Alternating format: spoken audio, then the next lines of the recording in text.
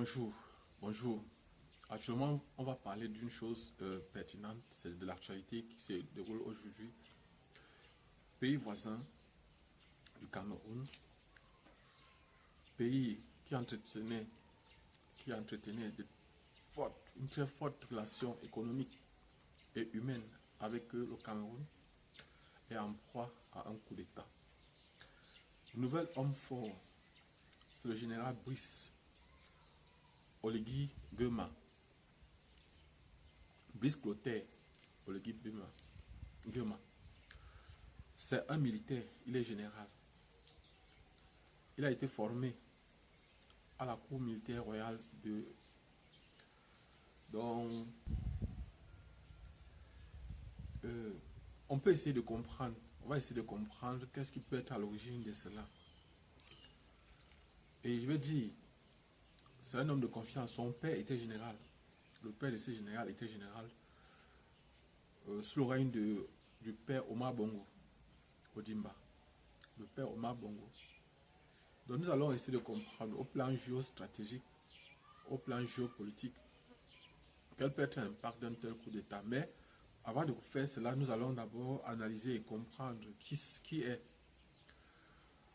Brice Clotaire Oligui Nguema. On va essayer de comprendre qui est-il véritablement, quelles sont ses aspirations. On va essayer de faire comme, on va disséquer la personnalité de ce nouvel homme fort du Gabon. On va essayer de comprendre qui il peut être et pourquoi il a fait. Y a-t-il, par exemple, peut-être de façon soudaine, une entente avec la France? La France est-elle à l'origine de ce coup d'État? Ou bien encore, est-ce que Ali Bongo est à l'origine de ce coup d'État lui-même? Est-ce que ce serait lui qui aurait orchestré ce coup d'État pour que son principal rival, lors de ces élections du 26 août 2023, ne soit pas candidat? Ou bien, est-ce que la France aurait vu qu'en laissant Ali Bongo au pouvoir, il devait avoir par exemple beaucoup de désordre dans la ville, comme en 2016, comme pendant les élections de 2016. Ce qu'on va essayer de comprendre lors de l'analyse qu'on aura à faire. On commence donc directement. Le coup d'État s'est passé le 30, c'était hier, le 30 août 2023. Et ce sont les militaires, c'est donc le nouvel homme fort Clotaire Oligui Nguema Brice. Donc, je dis tantôt qu'il était fils de général. Il dirige la garde républicaine depuis 2019. Mais que faisait-il avant 2019? Où était-il? Bon, ce qu'il faut comprendre déjà, c'est que Brice Clotaire Oligui Nguema, comme on a dit tout à l'heure, il a fait ses classes à l'Académie royale de Meknès au Maroc. Meknès au Maroc. Il était aide de camp du père Bongo, Omar Bongo, aide de camp du père Omar Bongo, jusqu'en 2009. À son décès, Ali prend le pouvoir et Ali va l'envoyer comme attaché militaire aux ambassades successives du Maroc et après du Sénégal. Donc, c'est-à-dire, Ali l'éloigne le maximum possible du pouvoir, mais en le gardant toujours quand même proche de lui. Parce que on connaît la relation particulière qui existe entre le président Ali Bongo et le Maroc. Le père Omar Bongo s'est islamisé, le fils s'est aussi islamisé. Et pendant ce temps, ils ont profité pour changer leur nom. Vous savez, les noms dans la chrétienté, lorsque vous êtes, par exemple, vous entrez dans la chrétienté, vous changez de nom, on vous donne un nom de baptême. Et c'est la même chose dans la religion musulmane. On vous donne un nom de baptême pour entrer dans la religion. C'est ainsi aussi que le père Omar Bongo avait vu son nom changer et aussi Ali Bongo a vu son nom changer. Ali n'était pas son véritable nom. Donc, actuellement, homme fort du Gabon, le jeune Clotaire Oligui Nguema finit ses classes il va suivre aussi une autre formation de commando dans les forêts gabonaises. Et après ça, suivant ses prouesses, suivant ses bravoures, alors il va être pris comme homme de aide de camp du président Omar Bongo. Et au décès du président Omar Bongo, Ondimba, le nouveau homme fort, Nguema, sera envoyé donc successivement, comme j'ai dit tout à l'heure, au Maroc et au Sénégal, comme attaché militaire à l'ambassade, aux ambassades du Gabon au Maroc et du Gabon au Sénégal aussi. Et avec l'AVC que le président gabonais a eu en 2016, en 2018, en 2018, le président gabonais a un AVC. Vous vous souvenez, accident vasculaire cérébral que le président gabonais a eu en 2018. Il va donc faire revenir en 2019 le monsieur Nguema, Clotaire Brice Nguema, Oligui. Et maintenant, Clotaire va développer auprès de lui beaucoup de choses. Il va faire remplacer un général qui occupait ce poste-là. Donc, en 2018, on dit donc en 2018, il est rappelé au Gabon, où il remplace le colonel Frédéric Bongo, chef du renseignement de la garde républicaine. Frédéric Bongo, vous suivez bien. Et dans la DGSS. Maintenant, en avril 2019, il est nommé à la tête de la garde républicaine, succédant à Kouna Grégoire. En 2019, il est nommé à la tête de la garde républicaine. On voit en 2018, Ali Bongo à l'AVC. On le fait revenir. On fait revenir le général Oligui Nguema, Cédric Clotaire, Brice Clotaire plutôt, au Gabon. Et en 2019, bon.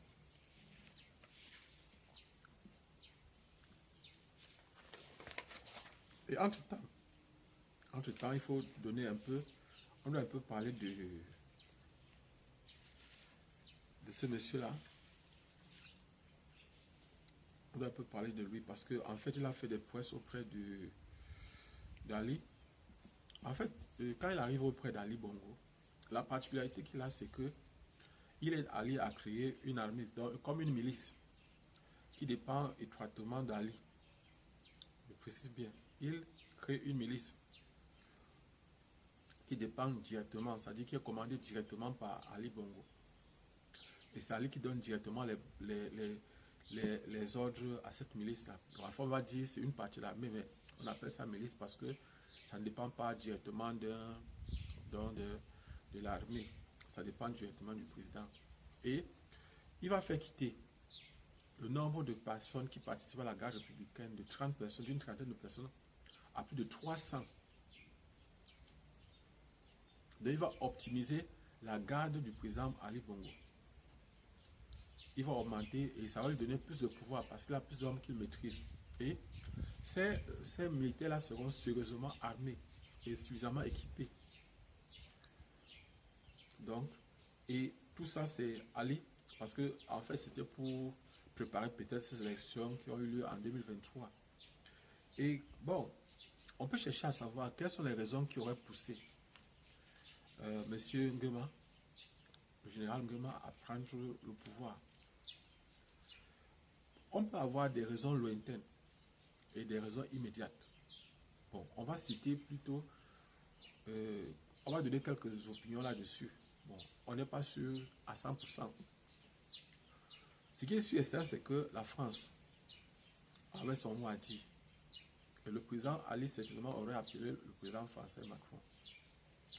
Parce que vous savez, il y a des lignes directes entre le président Macron et les présidents africains. Et certainement, lorsque, par exemple, vous regardez bien, on va comprendre que le président Ali Bongo Ondimba avait, par exemple, fait beaucoup de choses qui pouvait mettre le général Guéma en difficulté ou bien qui pouvait lui laisser croire qu'on ne l'aimait pas. Il faut entrer dans la vie de la personne, du personnage, c'est-à-dire dans sa vie, dans sa psychologie un peu, pour comprendre. En 2009, lorsque Ali prend le pouvoir au Gabon, en 2009, alors le général Nguema est aide de camp. Il est aide de camp du président Omar Bongo. Et il voit très mal, il pouvait voir très mal le fait qu'on l'éloigne du pouvoir, qu'on l'éloigne de la politique. Il avait trouvé une famille et que il a l'impression qu'on est en train de l'éloigner en l'envoyant au Maroc, en l'envoyant successivement au Maroc comme attaché militaire à l'ambassade, en l'envoyant au Sénégal comme attaché militaire. Il pouvait voir ça d'un mauvais œil. Il pouvait avoir dans son cœur, dans son fort intérieur, une rancune contre le président Ali. Ça, c'est de un. Mais c'est un stratège et un gars persévérant, un travailleur. Et là, par exemple, qu'est-ce qu'il va faire dans la suite? Dans la suite, maintenant, ce qu'il va faire, c'est qu'il va, en 2018, lorsque Ali a son AVC, on va le faire revenir en 2018 et en 2019, on le nomme chef de la garde présidentielle. Et là, par exemple, il va développer, il va créer, donc, comme j'ai précisé tout à l'heure, une milice. Et il sera persévérant, il va montrer à Ali qu'il peut bien travailler. Il a tout fait, pour montrer qu'il est un très bon travailleur, qu'il est efficace et persévérant dans ce qu'il fait. Et maintenant, on va essayer de comprendre. On a vu que les causes lointaines peuvent être dans le fait de l'avoir éloigné du pouvoir, de l'avoir éloigné de la famille, de l'avoir éloigné du Gabon. Maintenant, on peut aussi voir quelles sont les raisons que les putschistes essaient de faire ressortir et que même la France voit d'un mauvais œil. Souvenez-vous les élections de 2016 au Gabon avec le principal rival de Ali Bongo qui était Jean Ping. Les élections avaient été controversées et il y a eu des émeutes, c'était grave au Gabon après ces élections-là. Et vous allez bien comprendre que la France voyait d'un mauvais œil une nouvelle puissance qui pouvait, donc, par exemple, un pays francophone qui pouvait être à la merci désormais de la Russie. Et c'est la raison pour laquelle moi je suppose que, peut-être je soupçonne que la France serait derrière ce coup d'État. Parce que lorsque, par exemple, le 30, les élections sont proclamées par l'organe précis qui doit proclamer les résultats et que Ali est vainqueur à plus de 64,27% et que son principal rival n'a que 35, quelque chose pour cent, alors c'est à ce moment-là que l'armée se décide de faire le coup d'État. C'est-à-dire la garde républicaine s'entend avec les autres pour faire le coup d'État. Quelles sont les raisons qui peuvent être dans l'origine de ça? Ils disent par exemple le fait que en 2016, lors des élections controversées, maintenant il y a eu une entente entre le gouvernement gabonais et une partie de l'opposition qui disait que, qui a fait en 2010, ça s'est passé, une entente qui s'est passée en 2017. Il y a donc eu une modification de la Constitution en 2017 qui faisait donc que le président maintenant pouvait être élu pour 7 ans, un septennat. Qui disait aussi que on savait que jusqu'à là, l'âge pour être président devait être, l'âge pour être président au Gabon devait être de 40 ans. Mais en 2018, cela sera modifié. Je crois. En 1997, prévoyait que l'âge pour être président c'était de 40 ans. Et que la caution était de 20 millions de francs CFA. Et cette constitution sera modifiée par Ali en fonction. On va revenir là-dessus, on va comprendre un peu comment Ali a dû modifier les constitutions, comment il prévoyait par exemple que son fils prenne le pouvoir. On va comprendre un peu ça. Donc vous voyez par exemple que la constitution est modifiée pour faciliter Donc, je vais revenir sur la modification de la Constitution. Donc, je vais revenir sur la modification de la Constitution. Bon. Donc, notez bien. En 2018, donc, la Constitution est modifiée. Et maintenant, pour être éligible, comme pour être président de la République, c'est l'âge pour voter aussi, à 18 ans. En même temps, tu peux voter, en même temps, tu peux être candidat à l'élection présidentielle. On quitte donc de ce qui avait été prévu en 1997 de 40 ans pour 18 ans. Vous allez comprendre pourquoi. N'oubliez pas, le fils d'Ali Bongo est né le 9 mars 1992. Donc, il a 31 ans. Or, si vous le prenez par exemple en 2018, il a quel âge? Lorsque son père a l'AVC. Si vous prenez 2031, vous faites moins 5. Ça va vous donner quelque chose comme, je crois, c'est 26 ans. Ça vous donne 26 ans. Donc, il avait 26 ans. Or, on ramène, il n'avait pas l'âge pour être président de la République au Gabon. Vous comprenez un peu. Donc, il y a eu plusieurs modifications de la Constitution, ce qui poussait donc. Et chaque fois, tout ce qui avait été fait en 2017 par les partis de l'opposition et le gouvernement, Ali est en train de boycotter. Il ne suivait plus. Il y a même d'abord un truc qu'il a fait. Donc, les 6 ans plus tard, c'est-à-dire en 2023, Ali fait quitter, par exemple, on quitte du septennat pour le quinquennat. Et vous savez que la loi n'est pas rétroactive. C'est-à-dire que lorsqu'on crée une nouvelle loi, lorsqu'on crée une nouvelle constitution, elle commence à être en vigueur dès lors qu'on l'a appliquée. Donc on oublie le passé. Ça veut dire que même si Ali avait déjà fait 2 mandats, il peut encore faire 2 autres mandats. La modification de la constitution. Donc c'est ça que tout cela prévoyait. Et maintenant,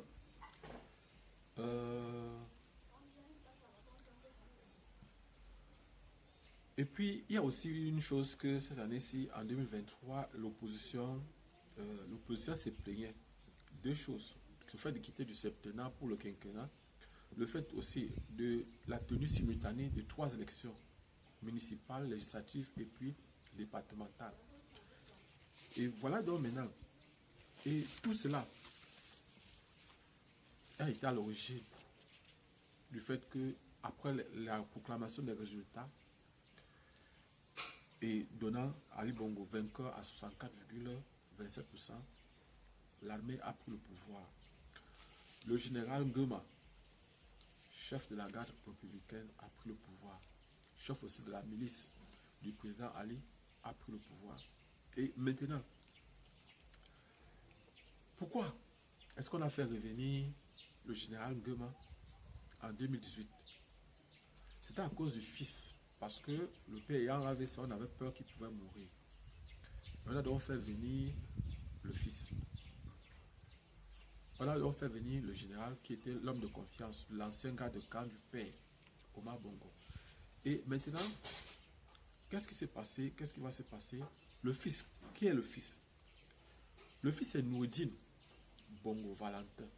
Noureddine Bongo Valentin. Il est né le 9 mars 1992 et il est âgé de 31 ans. Et c'était l'homme qui était prévu pour, en temps normal, prendre la place de son père.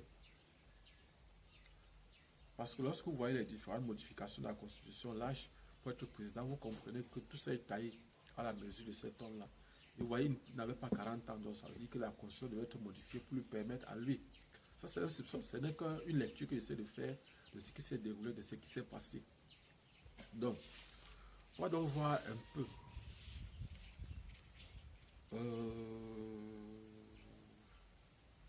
Voilà. Et qui est Noureddine?